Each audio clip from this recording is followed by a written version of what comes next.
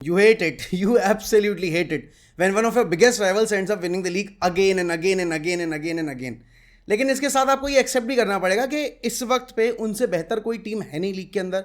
They are one of the best teams in the Europe right now and definitely अभी तो defending champions हैं ही. मतलब ultimately आगे जाकर कोई नया चैंपियन हमें देखने को मिलेगा आपके चैंपियंस लीग का, बट स्टिल अभी भी यहाँ पर जो रेनिंग चैंपियंस हैं वो आपकी मैन सिटी है. तो मैन सिटी वर्सेस स्पर्स था कल रात में. बहुत आप बोलोगे हाई वोल्टेज ड्रामा हर कोई एक्सपेक्ट कर रहा था और हाई वोल्टेज ड्रामा आपको देखने को भी मिला. देखो कल ना स्पर्स फैंस जिस तरीके से रिएक्ट कर रहे थे, how they celebrated, this shows कि उनके लिए अपनी पर्सनल सक्सेस से ज़्यादा सामने वाले की सक्सेस ना अचीव कर पाना ज़्यादा बड़ा उनके लिए सेटिस्फैक्शन रहता है. मतलब I think 70-80% of fans who were there in the stadium were delighted कि वो हार गए, क्योंकि उस हार ने बहुत हद तक 95-98% तक आर्सेनल का टाइटल विनिंग होप जो था वो किल कर दिया है. आखिरी मैच डे में मैन सिटी फेस करेगी आपकी वेस्ट हैम को और यहाँ पर आर्सेनल फेस करेगी आपकी एवर्टन को. अब एवर्टन देखो अपसेट कर भी सकती क्योंकि शॉन डैश की टीम ने किया है अभी लिवरपूल के अगेंस्ट यहाँ पर ड्रामा, एंड वेस्ट हैम की टीम भी काफ़ी अनप्रिडिक्टेबल है. लेकिन अब यहाँ से मैन सिटी का लीग बॉटल करना बहुत मुश्किल है. और देखो वही वाली बात होती है जब आपको बड़े मोमेंट्स में बड़े ओकेजन पे टाइटल जीतने वाले प्लेयर्स की ज़रूरत होती है ना, तो पूरी टीम साथ में होनी चाहिए और हर मैच में आपको कोई ना कोई अलग मैच विनर देखने को मिलेगा. वैसे तो अर्लिंग हालैंड ने 2 गोल स्कोर किए, लेकिन man of the match, man of the moment जो बना दैट वाज स्टेफन ऑर्टेगा. अब एडरसन को हुआ कंकशन यहाँ पर, और उसके बाद जब सब्स्टिट्यूट होके एडरसन जा रहे थे तो ही वॉज वेरी फ्रस्ट्रेटेड. मतलब गुस्सा करना and you know he was all over Pep कि भाई क्यों कर दिया. I was feeling okay, I was doing well in the game. लेकिन 2023 वर्ल्ड कप में एक इंसिडेंट हुआ था, 2022 वर्ल्ड कप में एक इंसिडेंट हुआ था वर्ल्ड कप फाइनल में, जहां कोलू मॉनी वॉज थ्रू ऑन गोल और एमी मार्टिनेज ने गोल सेव किया था.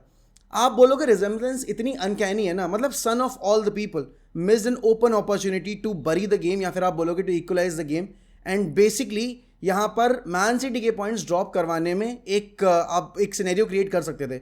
बट सॉन ने सीधा यहाँ पर ऑर्टेगा पे मारा, और ऑर्टेगा का भाई प्रेजेंस ऑफ माइंड था कि उन्होंने अपनी लाइन छोड़ी और वो आगे आए जिससे कि जो एंगल था वो थोड़ा छोटा बने गोल स्कोर करने के लिए. And rather than going for the chip shot he went for the power shot. यहाँ पे ह्यूमिन सॉन, जो अक्सर हम ह्यूमिन सॉन के एंड से देखते नहीं है, is a very calm compose player, but even the best of the best crumble under tremendous pressure, और कल रात में वही हुआ है. एंड देन कुलुसेव्स्की का वो शॉट सेव किया जहाँ पर नटमैग ऑलमोस्ट हो गए थे, but he kept Man City in the game. And then ultimately Man City came up with a killer blow. KDB का सब्स्टिट्यूशन होना, वहाँ पे केडीबी ने असिस्ट रजिस्टर किया. अर्लिंग हालैंड ने 2 गोल स्कोर किया. अभी तक हम इतने सारे मैचेस से बोल रहे थे कि Erling Haaland is not stepping up on big occasions, ये वो फलाना, बट कल रात में जब उनकी टीम को ज़रूरत थी तब उन्होंने परफॉर्मेंस डिलीवर की. रॉड्री वॉज टॉप नॉच, यहाँ पर आप बोलोगे ग्वार्डियोल was top notch, but Phil Foden was again the point of difference for man city, क्योंकि फिल फोडन ने भले ही अपने असिस्ट चार्ट पर कोई आप बोलोगे यहाँ पर नंबर रजिस्टर नहीं किया हो, but it was Phil Foden's cross जिससे जो स्पर्स का डिफेंस था वो क्रम्बल किया. एंड मैं पढ़ रहा हूँ ओवर सोशल मीडिया कि लीग बोरिंग हो गई है यहाँ पर, सेम विनर हर बार. देखो मैन सिटी की सक्सेस जो आ रही है ना, वो सिर्फ पैसे की दम पे नहीं, क्योंकि पैसा आपकी सिटी ने भी खर्च किया, पैसा आपकी यूनाइटेड ने भी खर्च किया और पैसा आपकी चेल्सी ने भी खर्च किया. तो ऐसा क्यों है यहाँ पर कि सिटी ही लगातार जीत रही है और बाकी जो 2 क्लब्स हैं उसमें चलो ठीक है, चेल्सी ने तो फिर भी चैंपियंस लीग जीत लिया, यूरोपा लीग जीत लिया, FA कप भी जीता भी बीच में, लेकिन United on the other hand 1 billion ज़्यादा खर्च करने के बाद भी उसका हाफ भी अचीव नहीं कर पा रही है पिछले 10 साल में जितना मैन सिटी ने किया है. तो यहाँ पर मैं सोशल मीडिया पे जो ये एक विक्टिम मेंटालिटी देख रहा हूँ कि अरे the league has become boring, it there is no point of watching the league, ऐसा नहीं होता भाई. United won 13 league titles out of possible 20, and हम 4 लीग टाइटल्स जो थे, एक हम हारे हैं गोल डिफरेंस पे और 3 हम हारे हैं एक पॉइंट के डिफरेंस पे. तो ऐसा अगर हो जाता पॉसिबल तो हम आउट ऑफ 20 17 लीग टाइटल्स जीतते. तो आप समझ सकते हो यहाँ पर किस कदर का डोमिनेशन होता. तो यूनाइटेड फैंस अगर ये बोल रहे हैं ना कि the league has become boring, नहीं, it has not become boring. This is always been the case. 60s हमारे नाम पे थे, 50s हमारे नाम पे थे, फिर 70s और 80s आपकी लिवरपूल ने डोमिनेट किए, फिर 90s हमने डोमिनेट किए, 2000 में आपकी चेल्सी मिक्स में आई, हम तो थे ही थे, फिर 2010 से लेकर अभी तक आपकी मैन सिटी लग रही है डोमिनेंस में. तो हर टाइम, हर एरा में, हर डेकेड में ऐसा एक फेज़ आया है जहाँ पर एक सिंगल टीम ने इंग्लिश फुटबॉल को डोमिनेट किया है. तो ये पहली बार नहीं हो रहा है. तो मेरे ख्याल में जो लोग इस चीज़ पर बार बार एम्फोसाइज कर रहे हैं, आई नो कि यहाँ पर 115 चार्जेस जो लगे हुए हैं मैन सिटी के ऊपर, कल वो BT स्पोर्ट्स पे डिस्कस भी किया जा रहा था, बीन स्पोर्ट्स पे डिस्कस भी किया जा रहा था। बट मैं यहाँ पर बोलूँगा कि ये जो भी मैन सिटी कर रही है ना, इसके लिए भी भाई गूदा चाहिए कि आप 34 साल लगातार टाइटल जीत रहे हो, इससे पहले ये कारनामा किसी ने नहीं किया, तो they need to be respected. Although even मतलब देखो, आप ये बोलोगे कि उनका जो साइनिंग शुरू के टाइम में रही थी, उन्होंने जो भी किया घपलेबाजी, अभी तक प्रूव नहीं हुई है वो चीज़ें, एलिगेशंस है सिर्फ, और एलिगेशंस के बुनियाद पे आप किसी को गिल्टी साबित नहीं कर सकते।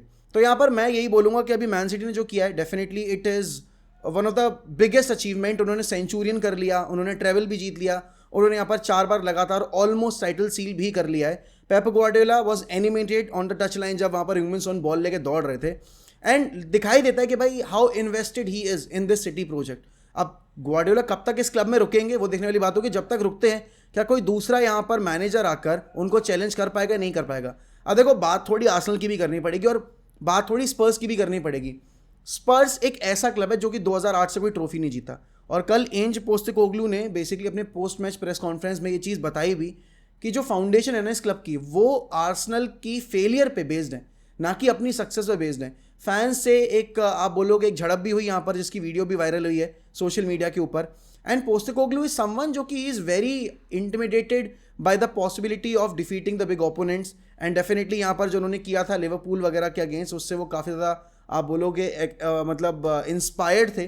तो वही एक चीज़ थी जो यहाँ पर पोस्टेकोग्लू को इस मैच में भी ड्राइव कर रही थी। उनके लिए इस चीज़ से फ़र्क नहीं पड़ रहा था कि आर्सेनल यहाँ पर टाइटल जीत जाएगी अगर यहाँ पर उन्होंने सिटी को रोक लिया, नहीं रोक लिया। बट हाँ, स्पर्स ने फुटबॉल जो खेली थी, they could have got something out of this game.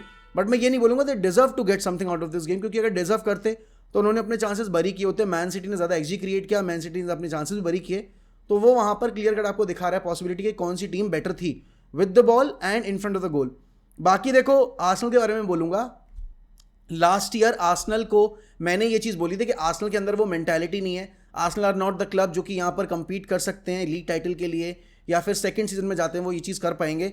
But इस साल में आते में आर्सेनल ने मुझे गलत साबित किया है। अब देखो, I am not going to say that you have to feel for Arsenal, because I am a rival and I will never say that I am feeling for Arsenal.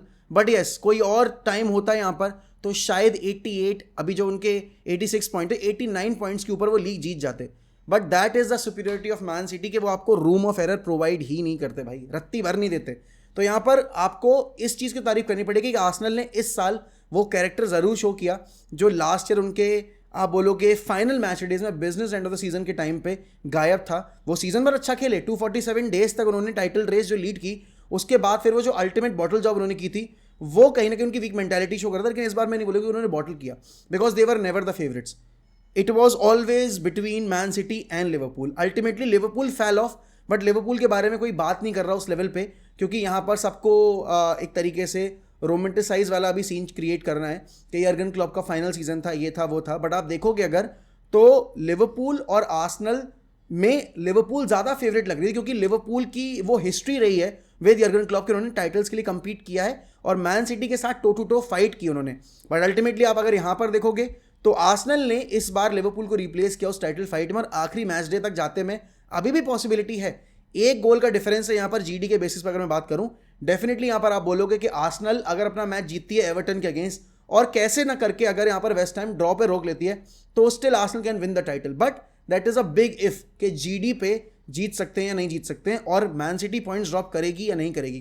क्योंकि देखो, मैंने हमेशा से जनवरी से लेकर अभी तक यही बोला था, it is Man City's title to lose, क्योंकि वो ऐसी सिचुएशन पे ना थ्राइव करते हैं।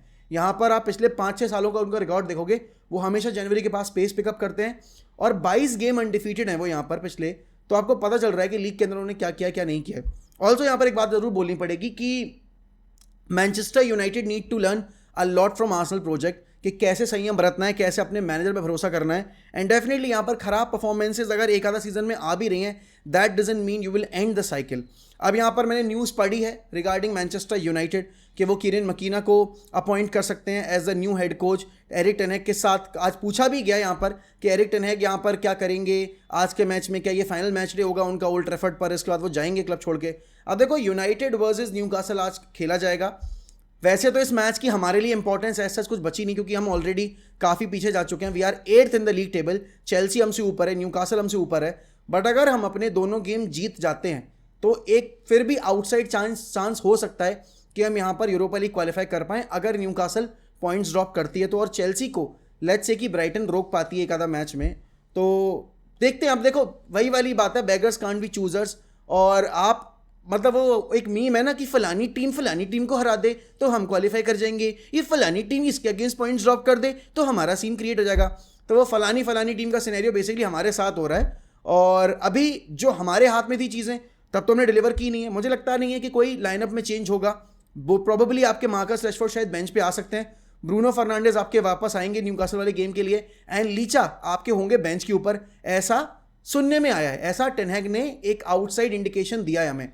लाइनअप वाइनअप पे मैं जाऊंगा नहीं सही बताऊं तो, क्योंकि देखो मैच में क्या होगा, क्या करेगी टीम, कैसे खेलेगी, ये वो फलाना, इस पर डिस्कशन करना बेफालतू है। इस पर हम एक शाम के टाइम लाइव भले ही कर लें, इन सारे सिनेरियोज के ऊपर उस पर डिस्कस कर लेंगे। बाकी देखो, congratulations to Arsenal for competing so well against this Man City side, and also congratulations to Man City yaar for almost securing their 4th consecutive title.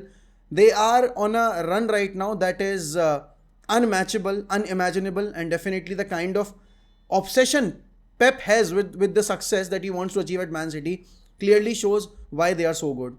There is nothing wrong that Arsenal has done this season, but यहाँ पर Man City just much better than them. बस यही बोलूँगा मैं। बाकी video पसंद आई है तो प्लीज़ लाइक करिए। We are very close to 83 K, please help us in reaching 83 K. तो सब्सक्राइब जरूर करिएगा चैनल को NAC के साथ। मैं आपसे मिलूंगा शाम में, तब तक ध्यान रखिए अपना। Bye bye, take care.